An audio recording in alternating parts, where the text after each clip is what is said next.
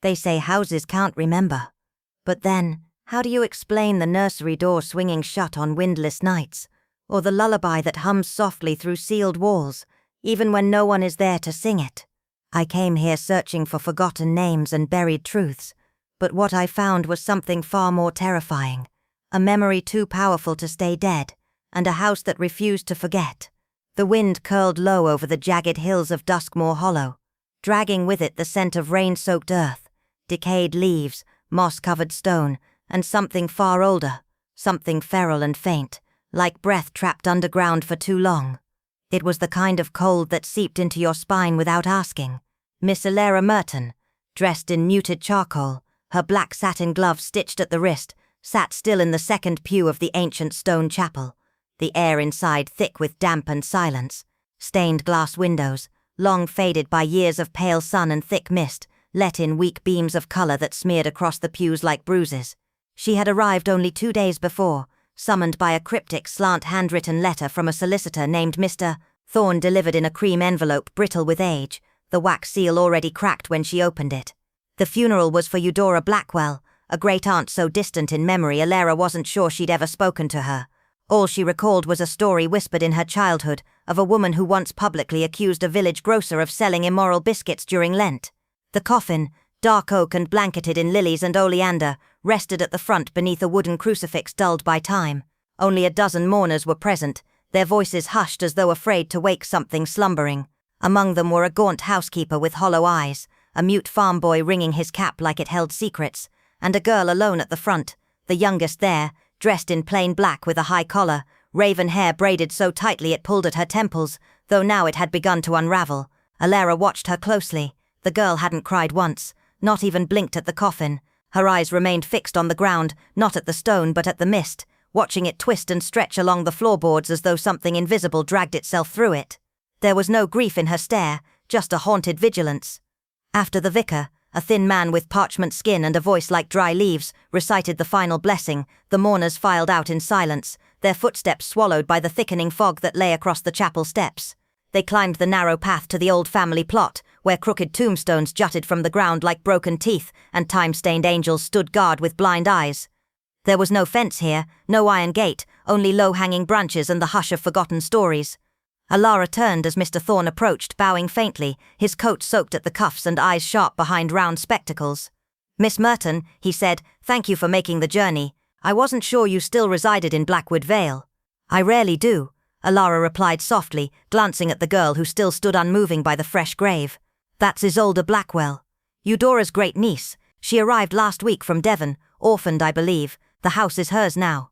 Alara studied the girl again, the rigid shoulders, the hands clasped so tightly her knuckles whitened. "She doesn't look bereaved," she whispered, eyes narrowing. "She looks afraid." Duskmore Hollow was one of those English hamlets that time forgot, folded between gnarled woods and ancient ridges, where the sun never quite broke through, and even the crows didn't seem to trust strangers. There were no shops, no petrol, no phone lines. The roads wound in like riddles and ended abruptly in moss-covered stone. The manor, Ebonridge House, rose behind ivy-throttled trees, its slate roof half collapsed on one side, tall windows shuttered like blind eyes that had seen too much. Alara had passed it on her way to the Lantern's Rest, the only inn for miles, where firelight barely held back the shadows and the air smelt of damp wool and pipe smoke. That evening, as flames cracked and hissed in the hearth, she sat across from the innkeeper, a thick man with greying sideburns and wary eyes. "Place isn't right," he muttered, pouring tea that tasted faintly of iron. "Ebonridge should have come down with the war. Windows flicker at night, no one's there. Curtains twitch when the rooms are locked. Tower room lights up on stormy evenings, though no one's had a key in 20 years. He leaned in, lowering his voice. "Then there's the child." Alara raised an eyebrow. "What child?" 14 years ago, Eudora's sister Ameline died. Sudden, strange, some say childbirth, others whispered darker things, but there was a baby. No one knew if it lived or died. For a few weeks there were cries, faint, hollow like an echo, then silence. Eudora said it was stillborn, shut the nursery, fired the nurse, barred the door, no burial, no christening, just vanished. Alara stared into her cup, the tea surface trembling, and no one saw the child again. Not after the first month, but some swear they saw a light rocking behind the nursery window, heard lullabies in a voice that wasn't human. The fire crackled sharply, as if something unseen had shifted. The next morning, Alara ascended the winding drive to Ebonridge. The fog moved around her legs like water, the trees creaking above like watchers in mourning. A lone crow tilted its head as she passed, silent and still. The house loomed closer, every shutter closed, yet somehow, Your Solda opened the door herself, her face pale with sleeplessness, her clothes too neat, as though she dressed for someone else. "You're Alara Merton," she said softly, eyes dark-ringed. "I saw your name in the solicitor's file. I suppose we're family. Please, come inside." The interior of Ebonridge was a mausoleum disguised as a home, the wallpaper peeled in long curls, water stains etched like veins across the ceiling. Portraits of long-dead Blackwells stared down from their frames, their expressions warped by time. Dust lay thick across every shelf, like a snowdrift undisturbed by decades. A single grandfather clock ticked faintly in the distance, though no one had wound it. The air smelt faintly of dried lavender, but underneath, there was something else, something metallic, like blood, old and bitter. As Alara stepped through the threshold, she felt it, a stillness not of peace, but of anticipation, the kind of silence that listens. The moment Clara stepped into Greystone Manor, something inside her recoiled, not in fear, but in the eerie sensation of being watched by walls that had seen too much and remembered everything. The air carried a strange chill, not from the weather, but from the house itself, as if the stone bones of the manor whispered secrets long buried. "I don't recall ever meeting Great-Uncle Felix," Clara murmured in the drawing room, tracing her fingers along the frame of an old portrait, whose eyes seemed just too lifelike. "You wouldn't," replied the housekeeper, Mrs. Dowell, with a tremor in her voice. "He vanished in 1912. They said he left for Africa, never came back. That night, a brutal storm clawed at the manor's windows with howling wind and shrieking rain that seemed more animal than weather, and sleep refused to come." Clara, driven by a compulsion she couldn't explain, wandered the creaking halls with only a candlestick for company. The upper floors were oppressive, suffocating in silence and shadows, and it was on the third floor that she found the door. It was warped, locked and nailed shut, not with fresh boards but ancient brittle nails rusted over as if no one had touched them in a century. The next morning, Clara mentioned it to Inspector Vale, a somber man called in after the villagers spoke in hushed tones about Greystone's cursed bloodline. When the room was finally forced open, the stench of old death wafted out. Inside, bricked behind an inner wall, they discovered a narrow cavity just large enough to contain the skeleton of a man still dressed in remnants of Edwardian clothing, a rusted monocle on his chest, and an emerald-studded signet ring on one finger, a ring identical to the one worn by the man in the portrait downstairs. "Someone buried him here alive," the inspector muttered, his face ashen. "Look at how the fingernails are chipped." He tried to claw his way out. Clara turned away, her stomach knotting, but her mind whirred. How could a man supposedly dead and buried in Africa be found behind a wall in his own home? "There's more," she whispered. "The portrait. It's been moved. Last night it faced the hallway. Today it's looking into the drawing room." No one answered. The silence of the manor swallowed their thoughts. That evening, as forensic teams documented the grisly find, Clara went through the old study, leafing through brittle pages of Greystone's ancestral records. One line stood out. Felix A. Greystone, presumed lost at sea, memorial held, no body recovered. Her fingers trembled. The sea had never taken him, the house had, and just before midnight, as the wind picked up again and the shadows deepened, Clara heard it. Slow, deliberate footsteps above her room in the hallway. No one had entered since the skeleton was removed. When she opened the door, the corridor was empty, but the faint outline of a wet footprint marked the floorboards. It trailed down the stairs and disappeared into the darkness of the manor's heart. The rain had not stopped for 3 days when Eleanor Blythe arrived at Hollowmere Grange, a towering relic of forgotten grandeur, nestled in the heart of Wiltshire's woods, its crooked chimneys and moss-veiled walls rising like a spectre from the fog that never quite lifted. She had come to claim her inheritance after the death of her great-aunt Constance, an enigmatic woman of whom Eleanor remembered only fragments, a lavender scent, a cruel smile, and a voice that whispered lullabies in the wrong key, but nothing could have prepared her for the atmosphere inside the house, which felt less like an empty home, and more like something abandoned by time itself, a place where clocks ticked out of rhythm and the air carried the stillness of something waiting. On the first night, she was awoken not by noise but by the absence of it, the kind of silence that presses against the eardrum like a scream just swallowed, and when she stepped into the hallway barefoot, candle in hand, the grandfather clock in the drawing room began to chime, but not midnight, 13, a 13th chime, unnatural and hollow. The air grew colder with each toll until her breath turned to frost.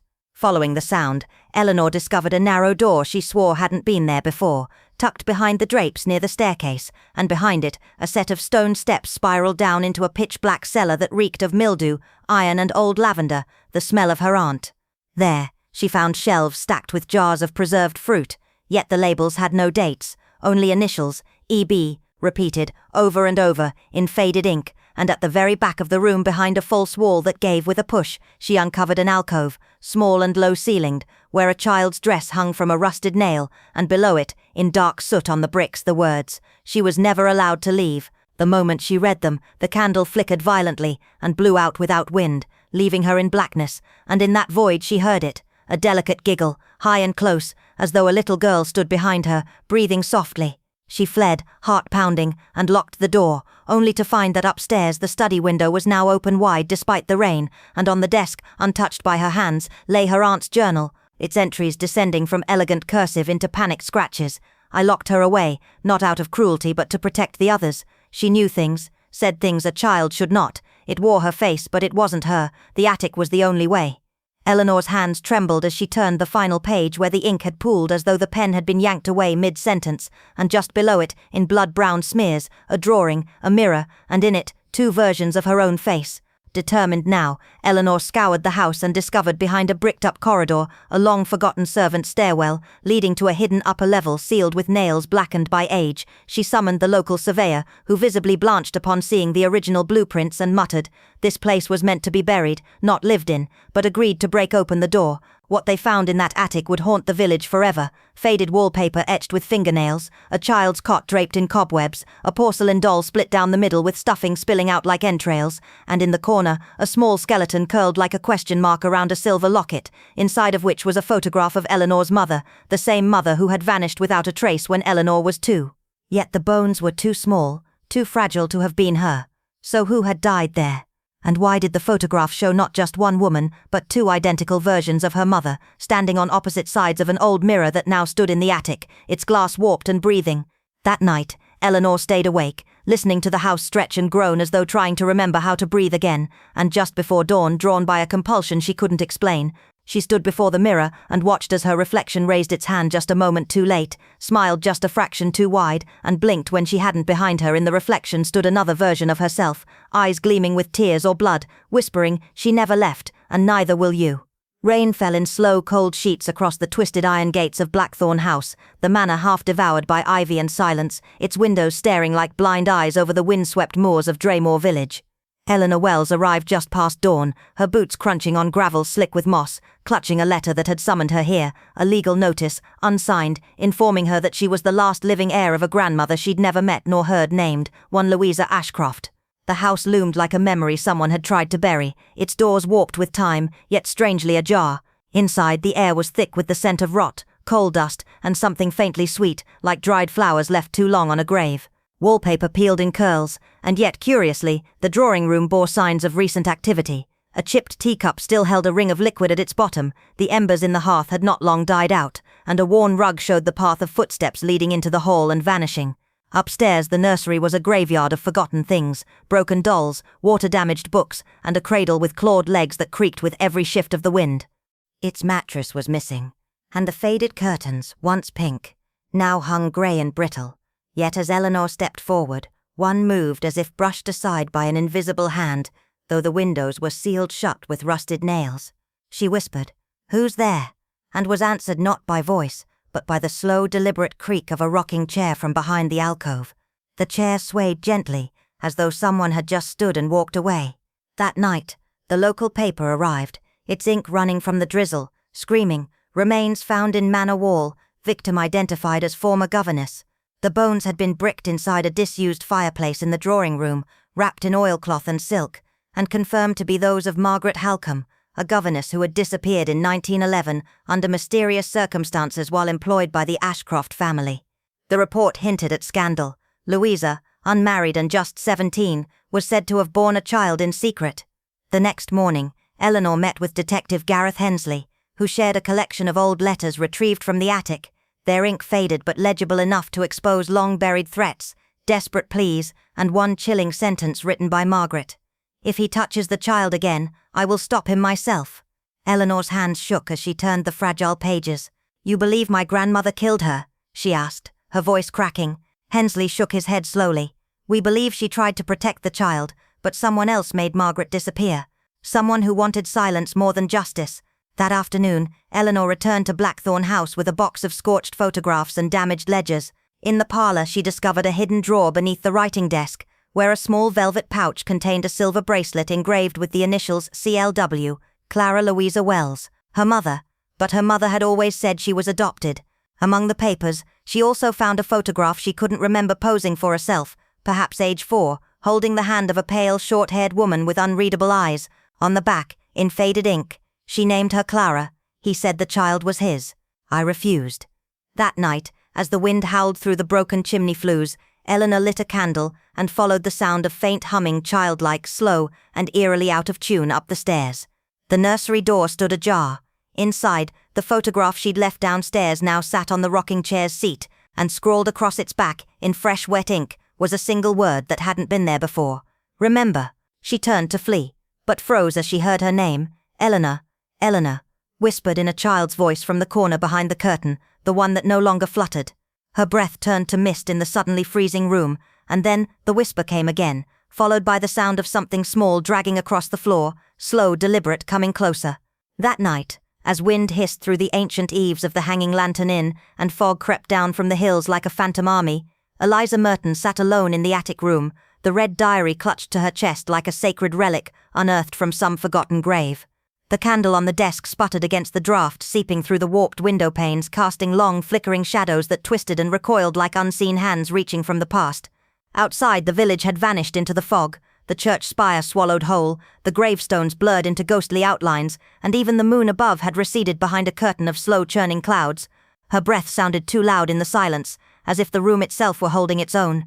She pulled on her gloves, thin kid leather, trembling now at the fingertips, and opened the diary. The smell was unmistakable, aged paper soaked in secrets, old perfume laced with mildew, and something metallic, faint and coppery. The ink had faded, but the emotion behind each stroke remained fierce, etched in desperation. March 17, 1912, he returned tonight. Vincent stood outside the nursery, breathing heavy, tapping the glass, whispering something I could not make out. I closed the curtains. Still, he called her name, not mine, hers. Eliza felt her stomach twist. There was something too vivid in these lines, something that didn't read like memory, but like haunting. March 18th, Eleanor says he's marked, cursed, left birds at the door again, bloodied, one of them still fluttering. She wept as she burned them, said the house had begun to shift. The handwriting staggered from elegant script into scrawl by the next entry. March 20th, I caught him at the back door. He had a key, said the child wasn't mine, said she was born wrong, that she should never have lived. Eliza paused, heart pounding, the candle now a thin thread of flame. March 22nd, I begged Eleanor to take the child to the woods, hide her, but she said no, said the house wouldn't allow it, said once a child cries within these walls the house remembers. Eliza blinked, tears forming without consent. She flipped the page slowly, as if the next words might reach out and touch her skin. March 25th, I did it, the fire poker. He screamed only once. His blood soaked into the rug and sank into the cracks. Eleanor helped me wrap him, said we'd seal the truth, behind the bricks, in the nursery wall. She made me swear, then she took the baby, said she'd take her to the well, said she knew what had to be done. Eliza's mouth had gone dry. She rose on unsteady legs, candle in hand, and moved to the frost-bitten window, heart stuttering with every step. The street below was empty, but on the inside of the window, drawn in the condensation by an unseen finger, was a single word, Al-I-R. Her scream caught in her throat, not fully formed, not fully human. She backed away, the room suddenly colder, like something had passed through it. At dawn, pale light bleeding through the fog, she stormed into the inspector's office, demanding to be let into the sealed nursery again, alone. Inspector Drayton resisted at first, then relented, assigning 2 constables to wait outside the room, while Eliza entered with gloves, a lantern, and the diary cradled like a confession. The nursery walls loomed, silent and soft with dust, the cradle still in the corner, motionless but strangely humming with presence. She began tapping along the baseboards, following instinct more than logic, until one plank near the hearth gave a muffled, hollow echo. Gently she pried it loose. Beneath it lay a cloth-wrapped bundle, string knotted like a noose. Inside, a silver rattle crusted with age, a braid of black hair tied in a child's ribbon, and a letter sealed with a wax stamp now flaking like ash. She unfolded it with shaking hands. The letter had run, but one line remained clear. She cried only at night. The house rocked her when I could not. I was not the only one who heard the lullaby. Eliza fled the room, clutching the bundle, unable to breathe until she reached the safety of her attic once more. That evening, as dusk collapsed into the thick blackness of another fog-soaked night, she reopened the diary to its final entry. July 1914, the walls whisper now. I can't sleep. I hear footsteps on the nursery ceiling. Eleanor says she'll take the child to the village, but I don't believe her. She fears the child, but more than that, she fears what the house has become. The baby doesn't smile anymore, only watches, and rocks herself, even when no one touches the cradle. Eliza dropped the diary, hands numb, throat closed. The candle flickered once, then died. The room plunged into dark, but in the mirror above the fireplace, she saw it. The nursery, untouched and perfect, lit by golden light, a cradle gently rocking, and in its shadow, a tall faceless figure leaning close. A lullaby floated into the room, soft as breath, chilling as death, and then the whisper, she was never taken, she's still here, watching. The old Blackthorn estate was no longer just a house. It was a breathing relic of secrets, each brick heavy with unsaid truths, each corridor echoing with a silence too calculated to be accidental. When Lydia Ray, a reserved but relentlessly curious woman, came across a tattered leather-bound diary hidden beneath the floorboards of her late aunt's study, she had no idea that she was opening the final chapter of a century-old lie. Rain lashed against the crooked window panes that night, and lightning carved fleeting shadows along the walls as Lydia read the final entry aloud, voice trembling. If this is the end, then let her be safe. Let her forget this house. Let her forget me. It was signed with initials she'd never seen before, EBH, and from that moment Lydia knew the house hadn't simply been abandoned, it had been silenced. The next morning Inspector Alistair Dawes met her over a cold breakfast, his expression clouded, the fog outside mirroring the weight in his eyes. You were right, he said without preamble, handing her a faded employment record from 1916. Eleanor Blackthorn, now under the alias Eleanor B. Hart, had been employed as a governess in a private manor named Ashvale Hollow. No employer listed, no further trace. Dawes had searched census records and found a single unexplained child, female, unnamed, born in 1910 and placed under the care of occlusive midwife Agatha Thornwood, whose own record ceased abruptly in 1929. There was no death certificate, no burial, only disappearing footprints. That evening, Lydia confronted the village's oldest living memory, Margot Bellamy, a quiet librarian who'd always seemed to carry a sadness behind her smiles. When Lydia told her what she'd uncovered, Margot sat motionless for a long time before finally whispering, I remember birds, painted across a ceiling. I remember a music box, soft as lullabies. And I remember hiding behind a velvet curtain while voices shouted in the hallway. There was a woman, her shoes had silver buttons. Lydia gently placed a trembling hand over hers. Margot, I don't think Eleanor was your great aunt. I think she was your guardian, your protector. You weren't told the truth because the truth was too dangerous.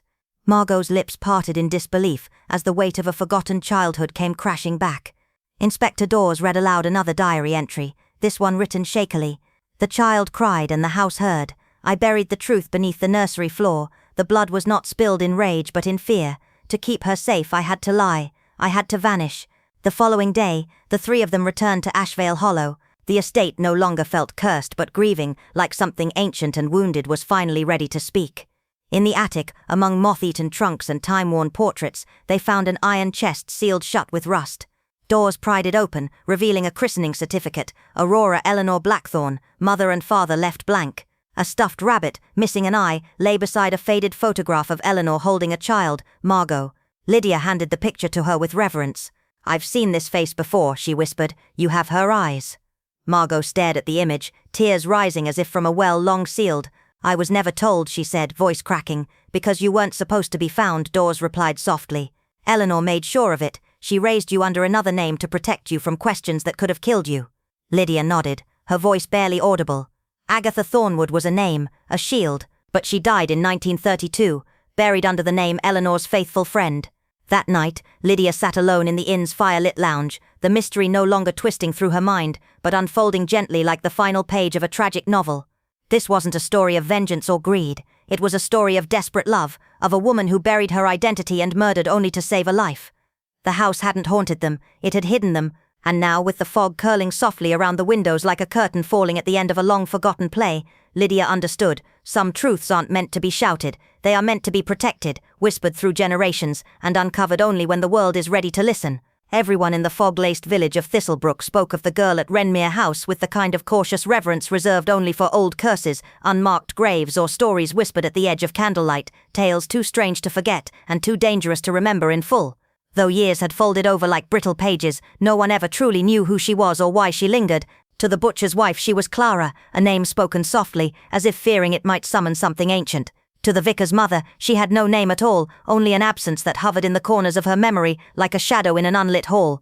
Some swore she was mute, her voice stolen by the sea winds. Others claimed they'd heard her sing lullabies in a language that made birds fall from the trees. One old sailor, long gone mad, insisted she had once whispered a prophecy into the ear of a blind man who walked into the sea the following dawn and never returned, but all agreed she was never meant to be there. She belonged to something older, something buried, something that had never died. When Eleanor Vale arrived from the choking grey of London to claim the sprawling sea-bitten estate she never knew existed in her bloodline, she came with little, a single weather-worn suitcase, a black cat named Grendel who hissed at shadows, and a mind already fraying with dreams of staircases that led nowhere and laughter that echoed in her skull. Wrenmere House rose like a stone carcass from the cliffside, its iron gates groaning open at her touch as if exhaling after a long silence. The windows were boarded from within, as though the house feared what might look out, or worse, what might look in. The moment she crossed the threshold, time seemed to shift. The air pressed against her skin like cold breath. Dust coated every surface, yet the fireplace still crackled faintly, and on the mantel a candle burned down to its final inch. As she explored, each corridor felt longer than the last, the rooms impossibly still, smelling of salt and damp secrets. In the attic, beneath sagging beams wrapped in spider silk, Eleanor found a wooden chest tucked behind forgotten furniture, sealed with melted wax, bound in chains, and locked with a clasp that broke open the moment her fingers grazed it. Inside were only 3 things: a single child's leather shoe, cracked and impossibly small, a pressed daisy, crumbling within ancient wax paper, and a letter written in looping script so elegant it made her breath catch. She answers to Clara, but that is not her name. If you are reading this, then I have failed. Keep her away from mirrors. She forgets, but sometimes she remembers. And when she does, the glass breaks. That night, Eleanor awoke in darkness, heart hammering, the daisy inexplicably resting on her chest, and her mirror, untouched for years, was scratched with a deep, jagged line, as if something had clawed it from the inside. Grendel lay curled on her stomach, purring, as if nothing had stirred. The next day, uneasy, she walked into town to the bakery where an ancient man named Mr. Penrose sat every day like a statue carved from stone and secrets. Without being asked, he rasped, "Your great-aunt came every winter solstice, bought a single white candle, unscented, said it kept the girl quiet." Eleanor's skin prickled cold.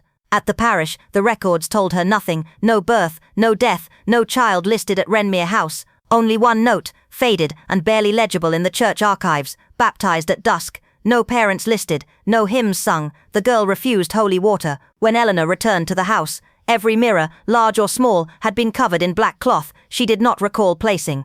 The letter had vanished, and in its place sat the second shoe, sitting neatly on her pillow, as if waiting to be worn. That evening, with the sky bruising violet and the sea howling louder than the wind, Eleanor found a photograph tucked into a crumbling Bible between pages of Psalms. The photo, yellowed with time, showed her great-aunt, hollow-eyed and grim, standing beside a tall girl in a pale dress who gazed directly into the camera, eyes unnervingly sharp, face ageless, almost too still to be human. On the back was a scrawled note: Clara, aged 11, year unknown, mirror room sealed. That night, thunder rolled across the sky like distant drums, and Eleanor awoke drenched, her bedsheets soaked with seawater, though every window was latched tight. At the foot of her bed stood the girl again, closer now, almost solid, her pale dress clinging like mist, her mouth moving silently, frantically. Her face was no longer blurred, her eyes gleamed like candlelight in oil, fixed and wide and far too familiar. Eleanor whispered, "What do you want?" The girl paused, tilted her head, and slowly raised a trembling hand, not toward Eleanor, but toward something behind her. The cloth had slipped from the mirror.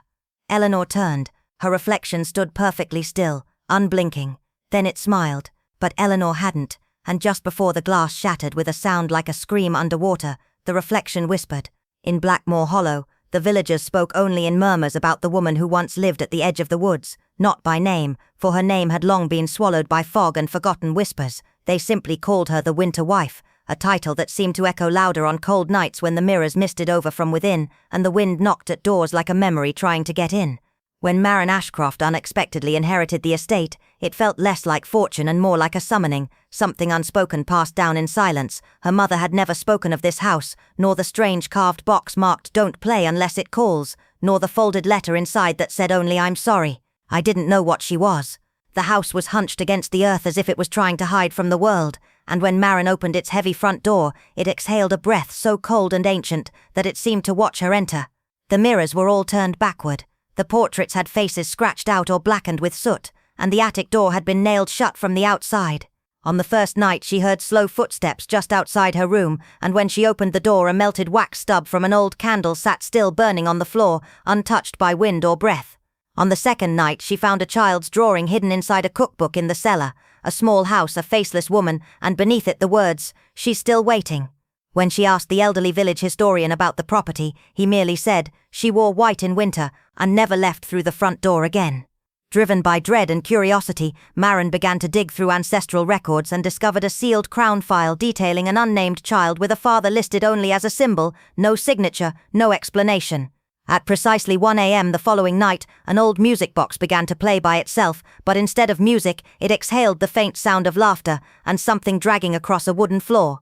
Under the warped boards of the east wing, she found a journal belonging to a woman named Elise, entries becoming more erratic with each page, until the final one read, "She doesn't eat, she only watches, always." The last page was soaked, water-stained, though the house was nowhere near the sea. Only one sentence remained legible, "If she remembers her name, she'll open the door." That night, Maren dreamed of a girl standing in the snow, her back turned, eyes hollow, and her mouth sewn shut with thread as though someone had taken away her right to speak. When Maren awoke, muddy footprints led from the door to her bedside, and the attic was now open. Inside, an old rocking chair creaked gently, a white veil hung from the rafters, and a half-burned photo lay on the floor, her mother as a young girl, standing beside a woman whose face had been erased from every photo in the house. On the back it read, "Elise and daughter, 1904. But her mother was born in 1970. Time itself had bent here, memories layered like wallpaper, realities crossed. Suddenly, all the doors in the house slammed shut at once, and in the long mirror across the hall, Maren saw her reflection staring back, not as she was, but dressed in white, smiling with black stone eyes and teeth made of tiny bone keys, the kind that open doors not meant to be opened. And in that reflection, something remembered which door to unlock. The scent of mildew and forgotten paper hung thick in the air, curling through the halls of Blackmere Hall like a memory too stubborn to fade. Every breath Eleanor took tasted like damp secrets buried beneath decades of silence. Her boots echoed against warped floorboards as she wandered deeper into the crumbling estate, guided by an instinct she didn't fully understand, only that something here had called her. Behind a moth-eaten curtain, she discovered a dressing room, its mirror fractured down the center like a split soul, reflecting her face in jagged pieces. To her left, a door stood tightly shut, its brass handle cold as ice, etched with unfamiliar symbols that pulsed faintly under the candlelight like veins. She turned away quickly, unnerved, and entered what had once been a study. The fireplace was nothing more than a cavity of ash and brittle bird feathers, like something had built a nest there only to be consumed by its own silence. Above it hung a faded oil painting of a girl, pale, expressionless, eyes that seemed both blank and bottomless. Isolde, perhaps. The name surfaced in Eleanor's mind without her knowing why. Her gaze drifted to the desk across the room, where one drawer sat slightly ajar, the only thing disturbed in an otherwise untouched space. Her heart pounded as she crouched down and opened it. Inside lay a stack of aged envelopes, tied with a ribbon that disintegrated at her touch. Each envelope bore the same name, Verena. Eleanor's hands trembled as she unfolded the first letter. Dated November 1928, it read, "She won't eat, she won't sleep, she sits in the dark whispering to someone who isn't there. I no longer believe I am alone in this house. The silence is not mine anymore, it listens." Another, from early 1929, revealed escalating dread. "She draws symbols I don't understand. She sings lullabies in a language older than I've ever heard. I beg of you, take her back, before she becomes something I cannot unsee." The final letter had no date, no address, just a single line scrawled hastily. "The girl is no longer mine to keep. She has chosen the other voice." Panic surged in Eleanor's chest as she stumbled to her feet, the letters clutched tightly in her hands. She ran, past the dust and the peeling wallpaper, through the corridor that now felt narrower than before. Rain slicked her coat as she arrived at the village rectory, breathless and knocked with desperation. Reverend Thorne answered, blinking at the storm-drenched woman on his porch. "Did a girl ever stay here?" she asked without preamble, her voice cracking. Someone, strange, around 1929, the Reverend hesitated, then crossed the room to an old shelf and pulled down a worn, leather-bound journal. My grandfather's, he said softly, flipping through delicate pages until he found it. Here, he whispered. It says a child was brought, mute, drew symbols on the walls at night, claimed to hear hymns from beneath the floor, taken 3 weeks later by a woman who cast no shadow, no name, just the child. The words settled over Eleanor like a shroud. Her knees gave way beneath her, and she sank into the Reverend's chair, the letters trembling in her lap.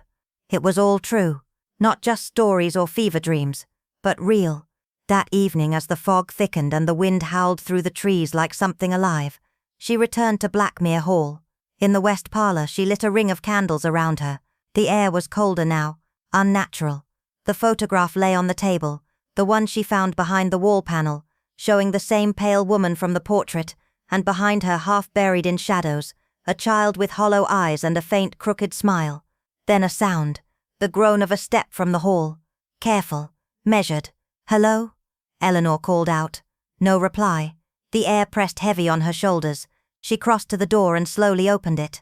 The corridor beyond was dim, but at the far end a faint light spilled from the attic stairwell. Something moved just out of sight.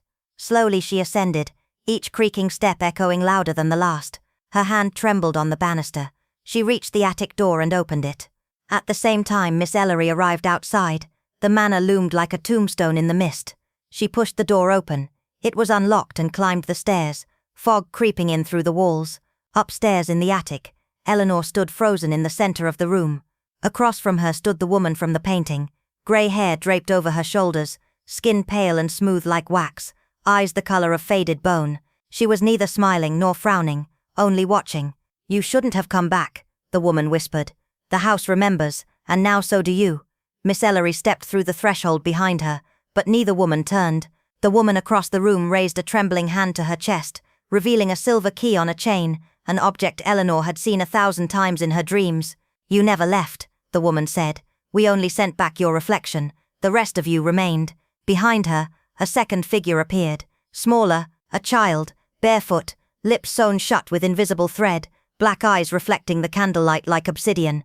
Eleanor's voice caught in her throat, her memories unraveling like thread from an ancient wound. And then she understood.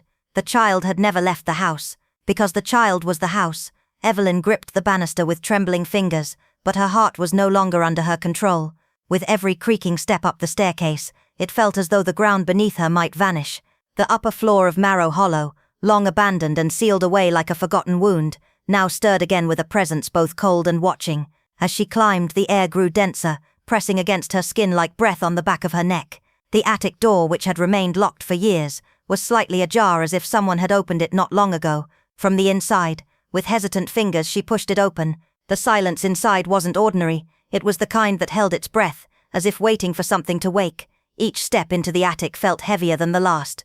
The floorboards groaned beneath her weight, not from age but from memory. In the far corner, a wooden crib stood beneath a broken beam of dusty moonlight, and beside it, a figure, a woman, half shadow, half memory, swaying beside the crib in a rocking chair that moved though no wind blew.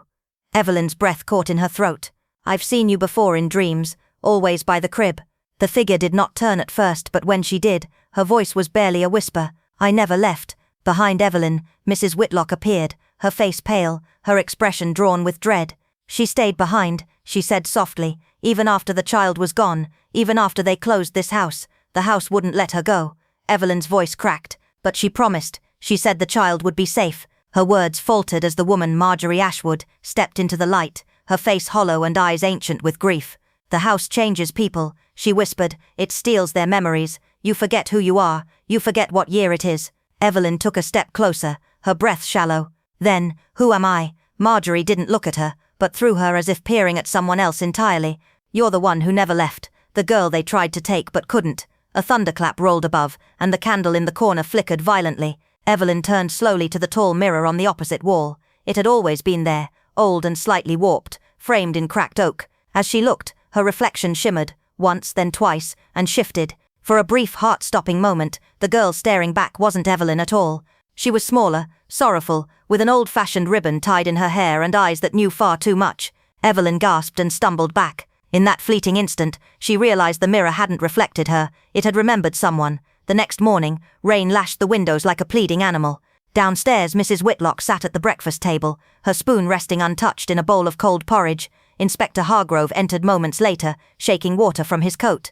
"You'll want to hear this," he said gravely. "We found a hidden chamber behind the nursery wall. Charlotte led us to it. Said she dreamed the hallway was longer than it looked." He placed a velvet pouch on the table and slowly opened it. Inside were a small child's bracelet, faded hair ribbons and a journal. "Not Rosamond's," he added. "This belonged to Clara." Mrs. Whitlock turned the first page aloud. "My name is Clara. Sometimes Aunt Lavinia calls me Charlotte, but I don't like that name. It's not mine. I live in the house with the crooked hall. There are shadows that don't move. I saw one yesterday. It looked like me." She turned another page. "Marjorie says I must be good. If I'm good, the house won't notice me. If I'm bad, it creaks louder. I try not to make it creak." She stopped reading, her voice breaking. "The child never left," she said. "They thought they gave her a new life, a new name, but part of her stayed. Some shadow of her lingered behind." Inspector Hargrove frowned. "Are you saying Evelyn isn't the girl but just the echo?"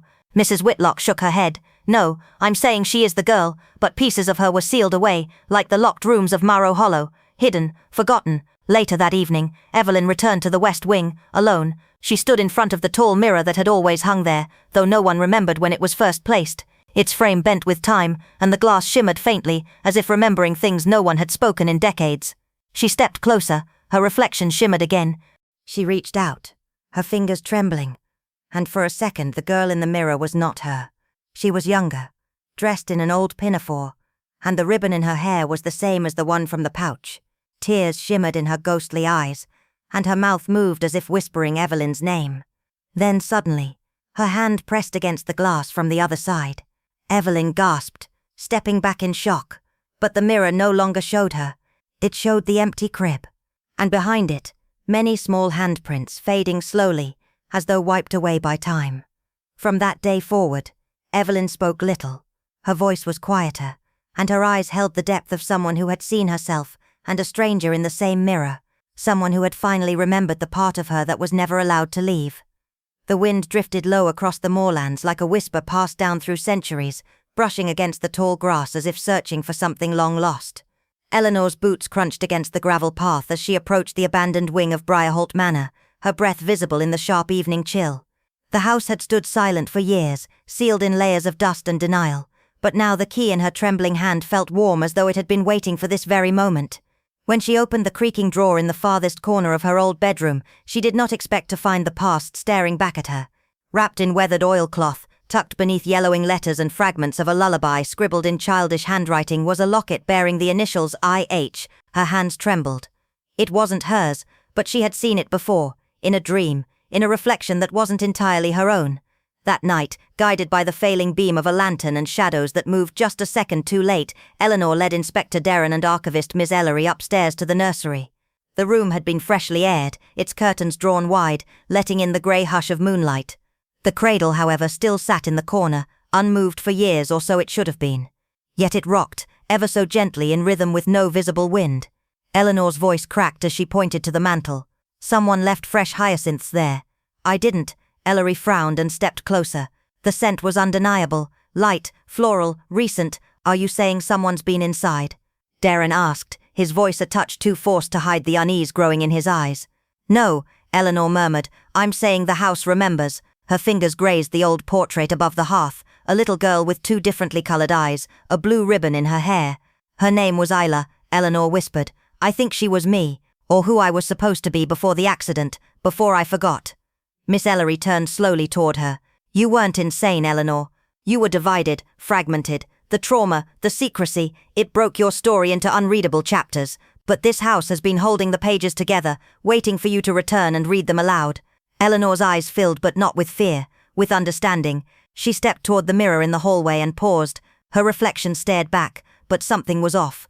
It wore an older dress, its hair shorter, its eyes sorrowful, distant, knowing. It smiled first, and behind that reflection, in the dark curve of the hallway, she could see them, shadowed figures, memories perhaps, children clutching broken toys, a woman with blistered hands humming a lullaby, and the old governess with the brass cane who vanished without a trace. The house was not haunted by ghosts, it was haunted by memory, soaked into its walls like smoke after a fire, At dawn the fog lifted, not suddenly, but in quiet waves like a sigh released after decades. The manor's windows caught the first light of morning, glinting faintly like mirrors tilted toward truth. Eleanor stood at the edge of the drive, suitcase in hand, the final letter folded in her coat pocket. "Thank you," it read. "I remember the bell by the stairwell now, and the scent of hyacinths in April. I'm not afraid anymore." As she handed the manor key to Miss Ellery, her voice was steady, even warm. "I'm not locking it again. Let it speak if it wants to. Let it echo." She turned toward the waiting car where Inspector Derren sat quietly behind the wheel, eyes scanning the horizon. "You're really leaving it behind?" he asked as the car pulled forward. Eleanor glanced back once, just once. "No," she said softly. "I'll carry it with me, piece by piece. The trick isn't to forget what haunts you. The trick is to finally name it and let it walk beside you." The hearth of Weatherby Estate hadn't held fire in over 2 decades. Yet as Elowyn stepped into the drawing room, a strange warmth curled around her ankles. Not from heat, but memory. Dust swirled in sunbeams like dancing echoes, and the air carried the faintest scent of lavender and old books, things long hidden but never quite gone.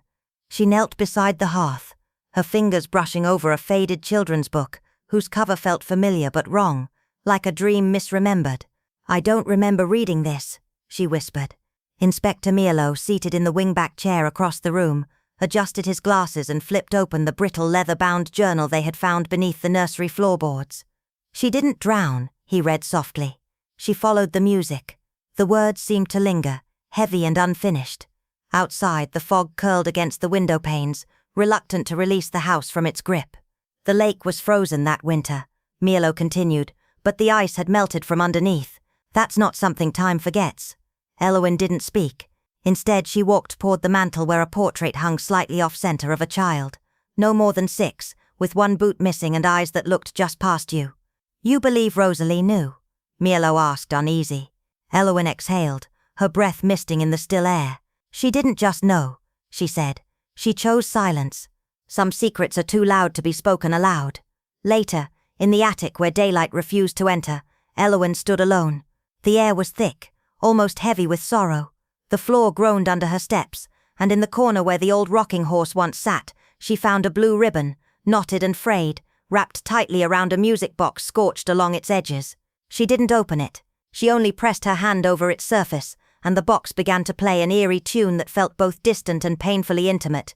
Her eyes stung as the tune shifted into a lullaby, one she hadn't heard since childhood, one her mother used to hum just before the crying started in the walls.